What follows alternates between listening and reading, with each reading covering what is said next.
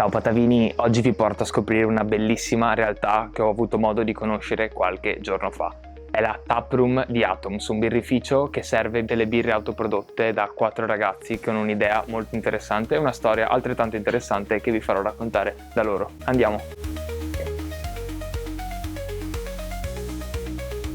Sono con Gianluca, che è uno dei 4 titolari di Atoms. Raccontaci un po' l'idea che c'è dietro Atoms e cos'è Atoms in realtà. Ciao a tutti, allora Atoms è un progetto che è nato diversi anni fa, prima come homebrewers. Fondamentalmente ci siamo trovati con un garage e un sogno, quello di fare birra artigianale che potesse piacerci, e andando a analizzare quelle che potevano essere poi le novità sul mondo brassicolo. Parliamo di più di 10 anni fa. Una volta che abbiamo iniziato a fare birra in una pentola di 35 litri, chi fa un brewing sa benissimo di cosa sto parlando, abbiamo chiesto a noi stessi qualcosa di più, quindi abbiamo deciso di passare su impianti da 20 ettolitri, che vuol dire da 35 litri a 2000 a birra. Quindi questa cosa all'inizio chiaramente ci ha spaventato molto, perché passare a una produzione casalinga, una produzione con una parte che è industriale ma chiaramente mantenendo l'aspetto di tutta l'artigianalità della birra, ci ha permesso poi di trovarci anche oggi in questo locale che abbiamo fondato dopo 2 anni di attività. Atoms ad oggi produce 280 ettolitri di birra, che quindi è decisamente molto di più rispetto a quello con cui siamo partiti. Guarda, a me è piaciuto un sacco che hai detto un garage e un sogno. Io sorridevo perché questa storia appunto Gianluca me l'aveva già raccontata, ve l'avevo anticipato fuori dal locale. È una storia che vale,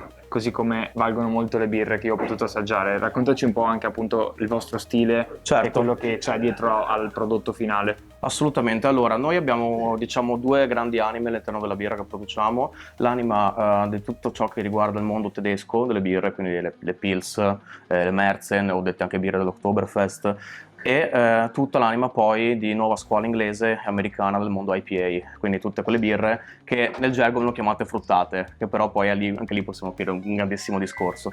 Fondamentalmente quello che noi cerchiamo di fare con le nostre birre è avere un focus importantissimo sulla materia prima, quindi i malti sono selezionati dalla Germania e i luppoli sono selezionati da aziende che le prendono direttamente dall'America e ce le portano in catena del freddo refrigerata, perché la birra, quella artigianale, e i prodotti per fare la birra artigianale devono essere tenuti con la catena del freddo. Quindi questa è una cosa importante perché è un prodotto vivo. È una cosa importante da tenere a mente che Gianluca appunto mi aveva già detto. Infatti dietro al nostro videomaker c'è una cella. Esatto. Nel quale appunto sono stoccate tutte le birre collegate alla nostra spina. Esattamente. Nonostante il locale sia molto piccolo, perché testarci noi anche su questo è sempre un po' il discorso del garage and a dream, no? Quindi sempre fare degli step che possono essere magari non giganteschi, ma un locale un po' più piccolo, più a misura di persona che può magari apprezzare l'aspetto dell'artigianalità che noi proponiamo.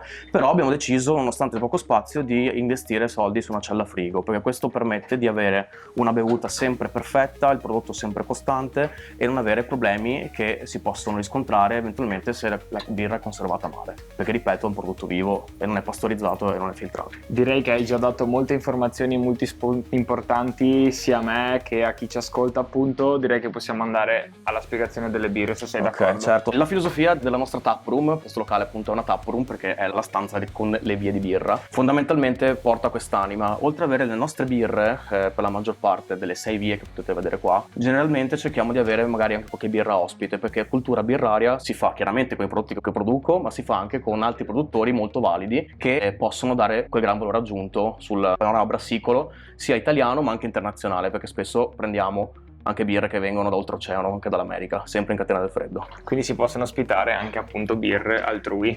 Esatto, quindi magari chissà verso fine mese, se avete piacere a passare di qua, magari qualcosa da New York potrebbe arrivare. Ma questo ok, ce lo teniamo. piccola parentesi, Esatto. piccolo spoiler. Prime 4 di solito sono birre nostre. Oggi abbiamo Poolside Pils, che è una Pils, quindi birra di stampo tedesco, dove però abbiamo aggiunto un'luppolatura che si chiama Riwaka, il luppolo, che è un luppolo neozelandese, quindi rende la birra leggermente più profumata. Hai questo tipo di spillatore rispetto a questo perché per la tipologia di birra la resa nel bicchiere è molto meglio rispetto a questo tipo di spillatore. Poi se io metto una IPA qua, la uccido, ecco, fondamentalmente. Quindi c'è bisogno anche di capire che tipo di birra vado a inserire sulla singola via. Poi passiamo a una Session IPA, quindi andiamo sul mondo delle IPA. Session perché è una birra che fa poca gradazione alcolica, siamo intorno ai 4 gradi e mezzo. È una linea su cui noi crediamo molto perché d'estate sono molto fresche e molto facili da bere, non sono pesanti a livello alcolico e in più le rendiamo anche senza glutine, quindi è bevibile da chiunque, anche chi magari può avere intolleranza al glutine. Poi passiamo invece a un mondo che ci sta piacendo particolarmente, che è quello di tutte quelle birre sempre del mondo IPA ma che sono hazy. Hazy vuol dire che sono torbide alla vista e abbiamo un profilo aromatico che è più legato a sentori di frutta pasta gialla e una morbidezza in bocca, quindi lavoriamo sempre su due gradazioni, una da 4 gradi e 2 e una da 6 gradi. E la cosa interessante è che abbiamo lavorato per capire come inserire all'interno della ricetta l'estratto di luppolo, che non è una parola brutta, una cosa chimica da OGM, ma è praticamente una miglioria. È una miglioria esattamente di chi per lavoro studia le piante del luppolo, va a estrarre la parte migliore di questi luppoli e poi nel bicchiere, che prima è stato spillato, troveremo Male da me. Male da me, è vero. La prima volta tutti lo sbagliano. Adesso la schiuma è un po' scesa, però è stata spillata perfettamente. Va a togliere tutti quei difetti che magari si possono trovare su certe IPA, che sembra quasi che stai mangiando la birra oppure che ti brucia in gola. È un fenomeno che è chiamato hop burn. L'estratto generalmente viene utilizzato su birre appunto che sono hazy, che sono torbide, quindi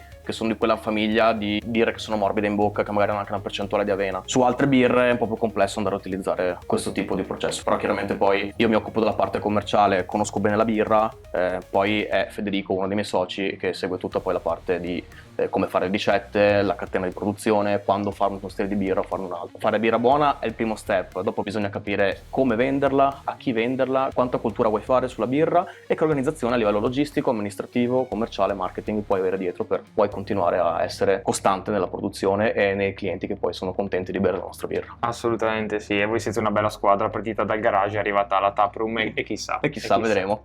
Però non svegliamo troppo. Esatto, poi proseguiamo quindi con le ultime due. Esatto, poi abbiamo qua una fruit gose, quindi siamo su uno stile completamente diverso da quello che vi ho parlato. Siamo su una birra che è leggermente salata con l'aggiunta di purea fresca di fragola, limone e ibisco, e questa è una collaborazione nata con un'altra azienda qua di Padova, perché a noi piace anche fare collaborazioni e perché la birra appunto unisce, quindi perché non fare collaborazioni con chi ha la nostra stessa passione, e l'abbiamo fatta per il nostro evento che facciamo una volta all'anno a Villa Draghi a Montegrotto, che si chiama More Than Beer, con i ragazzi appunto di Hype, quindi riconosco anche chi poi con noi collabora ed è contento di esserci. Questa invece è la birra ospite. Qui siamo ad Udine, birrificio Wild Raccoon di un mio carissimo amico, è una Berliner Weisse, quindi siamo su uno stile sempre leggermente asprino acidulo, fa 3 gradi e mezzo con lavanda e ciliegia, quindi è una cosa un po' particolare. Ci hai fatto l'escursus di quello che è oggi alla Spina qui, esatto. Perché qui appunto cambiano in fretta le birre. La cosa bella è che ci sono sempre i ragazzi appunto che vi raccontano, vi chiedono e vi sanno consigliare al meglio.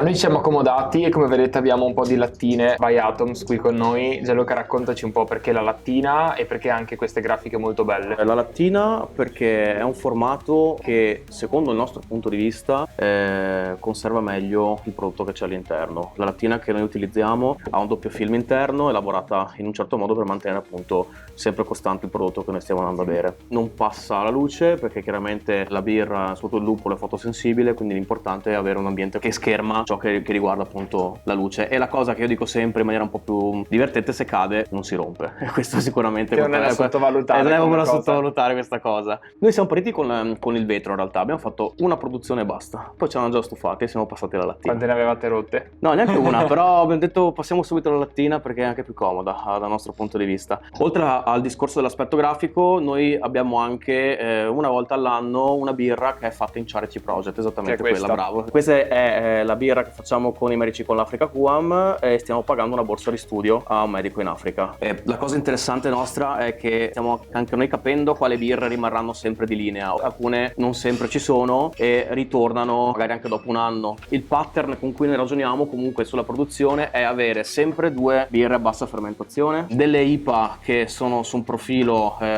tropicale morbido, che sono come quelle che vi ho fatto vedere alle Spine, e delle IPA che hanno magari una gradazione più alta, più bassa, con un profilo che magari tende più sul taglio amaro e agrumato, quindi così riusciamo a coprire tutta una fetta di consumatori che hanno piacere magari a provare birre diverse, ecco. Icaro, che tra l'altro Icaro è la prima birra che abbiamo fatto. Lo stavo per dire io. Perché quello che ci caratterizza come Atoms è che noi siamo in perenne agitazione, e però se osiamo troppo facciamo come Icaro, che ci schiantiamo. Quindi Icaro rappresenta per noi quello che è tutto il punto di partenza della nostra azienda, la filosofia e il mindset che noi abbiamo. E poi la Stout, che è una birra a parte che abbiamo fatto, quindi qua sei su birra scura, come la Guinness. Non è una Guinness, ovviamente ha un profilo completamente diverso dal punto di vista aromatico. Sorprendentemente questa birra è piaciuta anche a chi non beve Guinness, e quindi questo ci ha fatto molto contenti, perché è un caffè cioccolatino. Io l'ho assaggiata ed è una bella coccola, quindi vi consiglio di venire a provarla anche a voi. Quelle che vedete adesso al tavolo sono 3 polpettine che potete trovare qui. Noi, non avendo cucina, abbiamo deciso di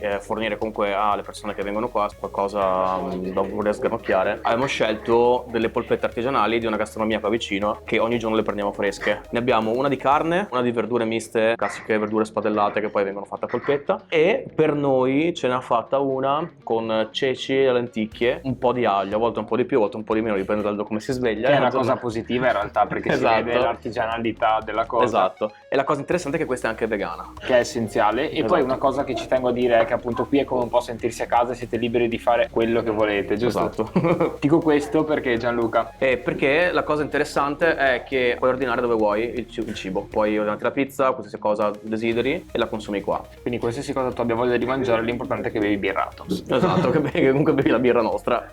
Siamo tornati al di qua del banco per una cosa molto importante. Se non ti piace la birra, non è che qua non ci puoi venire. Puoi bere gin tonic, abbiamo più di 10 gin diversi. La maggior parte sono di un produttore locale che si chiama Mark Spirits, che è veramente bravo. È americano, che in realtà poi lo chiudiamo con la birra, anziché utilizzare le classiche parti dell'americano. E lavoriamo molto con Brunello, che è un distillatore della provincia di Vicenza. E vino dei Colli Euganei, Enoteca Montefasolo, e bibite analcoliche anche, perché c'è chi non vuole bere birra, e quindi questo è quello che riusciamo a dare. Tutti gli alcolici che noi abbiamo sono certificati vegan. E qualcosa anche biologico, che è importante, Esatto, perché si ha sempre più attenzione, no, a queste cose, che è molto importante da tenere in considerazione. Quindi qualsiasi siano i vostri gusti, potete venire qua alla Taproom, divertirvi, sentirvi a casa e condividere con i ragazzi e con i vostri amici quello che è la passione per la birra artigianale soprattutto, E anche ma altro. anche per altro.